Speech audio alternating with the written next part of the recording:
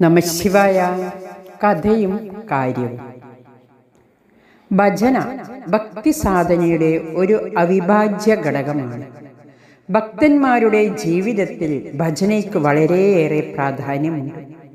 നാം അത് തികഞ്ഞ ഏകാഗ്രതയോടെ തന്നെ അനുഷ്ഠിക്കണം. ഭജന പാടുമ്പോൾ മനസ്സിൻ്റെ ശ്രദ്ധ ബോധപൂർവം എവിടെയെങ്കിലും ഒരിടത്ത് കേന്ദ്രീകരിക്കണം. എവിടെയെങ്കിലും ആവട്ടെ, ഭ്രൂമധ്യത്തിലോ ഏതെങ്കിലും രൂപത്തിലോ പ്രകാശത്തിലോ അനുഭൂതിയിലോ എവിടെയായാലും നമുക്ക് ഇഷ്ടപ്പെട്ട കാര്യത്തിൽ ശ്രദ്ധ കേന്ദ്രീകരിക്കാം. മനസ്സിനെ അവിടെ തന്നെ നിർത്തുക. എല്ലാവിധ അനുഭൂതിയോടും കൂടി മനസ്സിനെ അതിൽ ലയിപ്പിക്കുക. ഏറ്റവും പരമമായ ഒന്നായി അതിനെ ഉൾക്കൊള്ളുക. ഒരാളുടെ ഭജനയാൽ നാം ആനന്ദമഗ്നരാകുകയാണെങ്കിൽ അതും അയാൾ ഏകാഗ്രതയോടെ പാടുകയാണ് എന്നതിൻ്റെ ലക്ഷണമാണ്. അയാളുടെ ശബ്ദമാധുര്യത്തിനോ ഗുണത്തിനോ അതിൽ യാതൊരു പങ്കുമില്ല. മറ്റുള്ളവരെ ആധ്യാത്മികമായി ഉണർത്താൻ ഒരാളുടെ ഭജനാലാപനം കൊണ്ട് സാധിക്കുകയാണെങ്കിൽ അതിന് കാരണം അയാളുടെ മനസ്സിൻ്റെ ഏകാഗ്രത മാത്രമാണ്. കഥ ഇങ്ങനെ. അക്ബർ ചക്രവർത്തിയുടെ ആസ്ഥാന ഗായകനായിരുന്നു ടാൻസൻ. ടാൻസന്റെ സംഗീതം അതീവ ഹൃദ്യമായിരുന്നു. ടാൻസനെ പോലെ ഒരു സംഗീതജ്ഞൻ വേറെ ഉണ്ടായിരുന്നില്ല. അദ്ദേഹം അക്ബറിന്റെ കൊട്ടാരത്തിലെ നവരത്നങ്ങളിൽ ഒരാളായിരുന്നു. ഒരിക്കൽ അക്ബർ ഇങ്ങനെ മനോഗതം ചെയ്തു: ടാൻസൻ ഇത്ര ഉയർന്ന ഗായകനാണല്ലോ, അപ്പോൾ അദ്ദേഹത്തിൻ്റെ ഗുരു വിധമായിരിക്കും. എനിക്ക് അദ്ദേഹം ഒരു ഗാനം പാടുന്നത് കേൾക്കാൻ അതിയായ ആഗ്രഹം തോന്നുന്നു. രാജാവ് ടാൻസനോട് പറഞ്ഞു: എനിക്ക് ഒരിക്കലെങ്കിലും താങ്കളുടെ ഗുരു പാടുന്നത് കേട്ടാൽ കൊള്ളാമെന്നുണ്ട്. ടാൻസൻ എന്തു പറയാനാണ്? രാജാവിൻ്റെ വെറും ഒരു ഭൃത്യനായിരുന്നല്ലോ അയാൾ. അദ്ദേഹം പറഞ്ഞു: പ്രഭു, നമുക്ക് ഗുരുവിൻ്റെ അടുത്തേക്ക് പോവാം. അങ്ങനെ അവർ രണ്ടുപേരും ദില്ലിയിൽ നിന്ന് അധികം ദൂരെയല്ലാതെ വൃന്ദാവനത്തിലേക്ക് യാത്ര തിരിച്ചു. അവിടെയായിരുന്നു ടാൻസന്റെ ഗുരുവിൻ്റെ ആശ്രമം. വൃന്ദാവനം ഹിന്ദുക്കളുടെ ഒരു പുണ്യസ്ഥലമാണ്. ശ്രീകൃഷ്ണ ഭഗവാൻ വളർന്നത് ഈ സ്ഥലത്താണ്. വൃന്ദാവനത്തിൽ ധാരാളം ആശ്രമങ്ങളുണ്ട്. ടാൻസനും അക്ബർ ചക്രവർത്തിയും ടാൻസന്റെ ഗുരുവായ ഹരിദാസ് സ്വാമിയുടെ ആശ്രമത്തിൽ എത്തി. ഇപ്പോഴും നമുക്ക് അദ്ദേഹത്തിൻ്റെ ആശ്രമവും സമാധി സ്ഥലവും അവിടെ ദർശിക്കാം.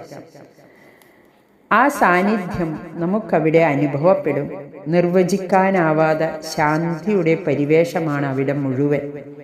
അക്ബർ രാജാവും വെറും സാധാരണക്കാരനായാണ് വസ്ത്രം ധരിച്ചിരിക്കുന്നത്. ഹരിദാസ് സ്വാമി അദ്ദേഹത്തിൻ്റെ മുറിക്കകത്ത് ഇരിക്കുകയായിരുന്നു. ആഗതർ രണ്ടുപേരും അകത്തേക്ക് പ്രവേശിച്ചു.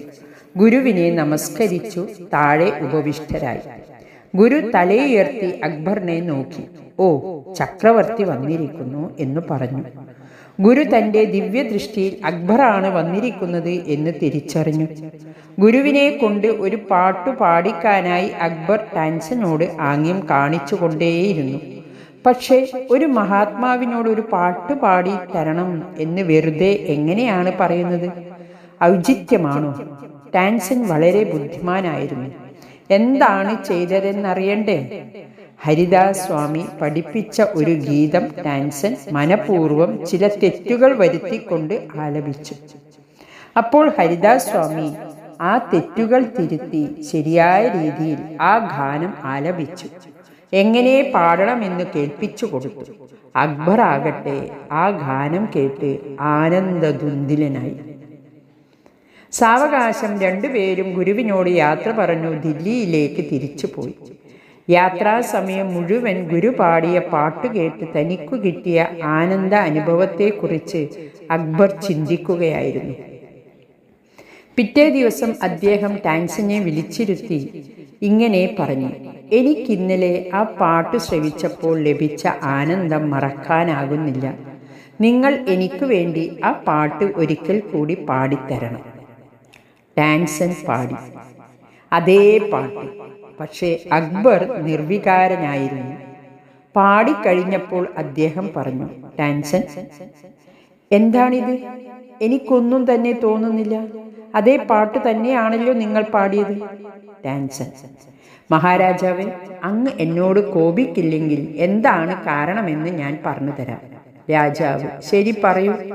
ടാൻസൻ: എൻ്റെ ഗുരു പാടിയത് ഈശ്വരനെ സന്തോഷിപ്പിക്കാനാണ്. ഞാൻ പാടുന്നത് അങ്ങയെ സന്തോഷിപ്പിക്കാനാണ്. ഈശ്വരനെ പ്രീതിപ്പെടുത്താൻ പാടുന്നതും കേൾവിക്കാരെ പ്രീതിപ്പെടുത്താൻ പാടുന്നതും രണ്ടും രണ്ടാണ്. പാട്ടിന് ഇമ്പമുണ്ടായിരിക്കാം, നല്ലതായിരിക്കാം, പക്ഷെ അവ തമ്മിൽ താരതമ്യം ചെയ്യാൻ അസാധ്യമാണ്. രാവും പകലും പോലെയുള്ള അന്തരമുണ്ട് അവയ്ക്ക്. നമ്മൾ ഭജന പാടുമ്പോൾ അതായിരിക്കണം നമ്മുടെ ലക്ഷ്യം. ഈശ്വരനിൽ വിലയിക്കണമെന്നതായിരിക്കണം. ഏകാഗ്രതയും വേണം. അപ്പോൾ നമുക്ക് ചുറ്റുമുള്ളവരും ആ പ്രേമം നുകരുന്നു. പ്രേമം കൊണ്ട് ഹൃദയം നിറഞ്ഞു കവിയുന്നു. ഹരി ഓം നമഃ ശിവായ.